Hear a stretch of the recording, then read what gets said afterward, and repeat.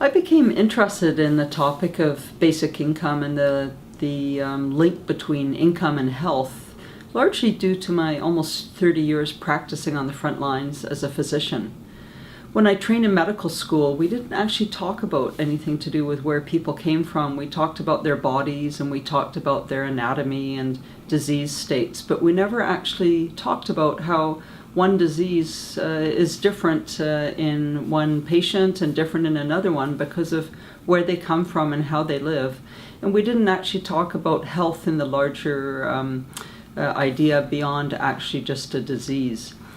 So after working for a few years, I actually started to notice in my patients, a lot of whom were quite marginalized and living in poverty, I became to see that many of them actually had become ill for many reasons that were probably quite avoidable.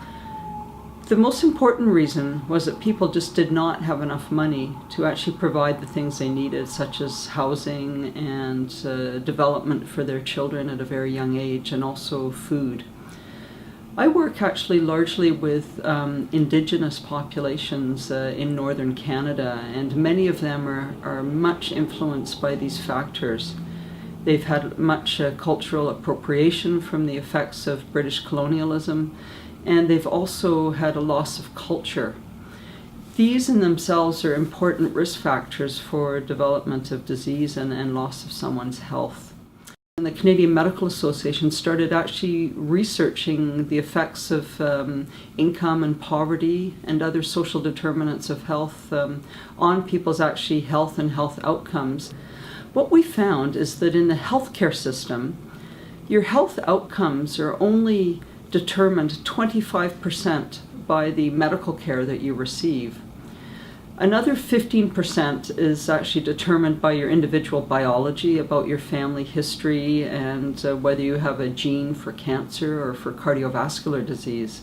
And another 10% is actually informed by those environmental factors around you, such as air quality and climate. And this will become more important as we see climate change becoming more prevalent around the world. What actually stunned me was to find out that 50% of anyone's health outcomes is likely to be determined by the social determinants of health. So when we talk about the social determinants of health, we refer to a lot of things, but by far the most important one is your actual income level. There are other issues such as your race, whether you're an immigrant, whether you're a refugee, whether you actually are homeless or have housing, and whether actually you were able to have any kind of education. But by far and above, income is the actually most important factor on someone's health. What we've also found actually, and this is not new to many people in this field, but actually was quite amazing to me, was the actual gap between the rich and poor, that relative gap in income, was also a huge factor in the health outcomes of any given country. Now, Canada is one of the wealthiest countries on earth, but we are certainly not one of the healthiest if you measure all the World Health Organization's definitions of health. So we actually have fallen far behind many of the other developed countries in our health outcomes. And that's not due to lack of spending on health. In fact, we actually spend large amounts of money per capita on health, second only to the United States. What we have found, though, is that our health outcomes are worse, and this is because we have not addressed many of those social determinants of health. And we also, like the United States, have one of the largest gaps between the rich and poor in the real income levels. So these are areas where we need to start developing public policy. I'm a big believer that public policy is actually necessary to change many of these issues, many of these problems. We need to look at social initiatives as actually being investments rather than a drain on government coffers. So once we have our mindset change, we need a whole paradigm shift around this, where we take money that we would normally spend on something else from our government and we actually invest that money upstream into those factors that lead to poor health outcomes.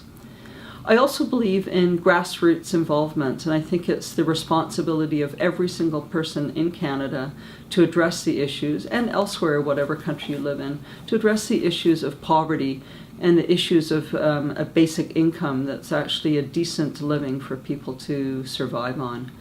Unless every one of us gets involved in this, we really are not going to be able to make any difference. I have been asked, what's the point? It seems useless. We've been talking about this for years, but I'm actually an optimist. I think we're at a time where people are actually talking about this beyond the small activist groups and academics. This is starting to become a mainstream topic. It's all over the media. Politicians are finally starting to pay attention to these issues.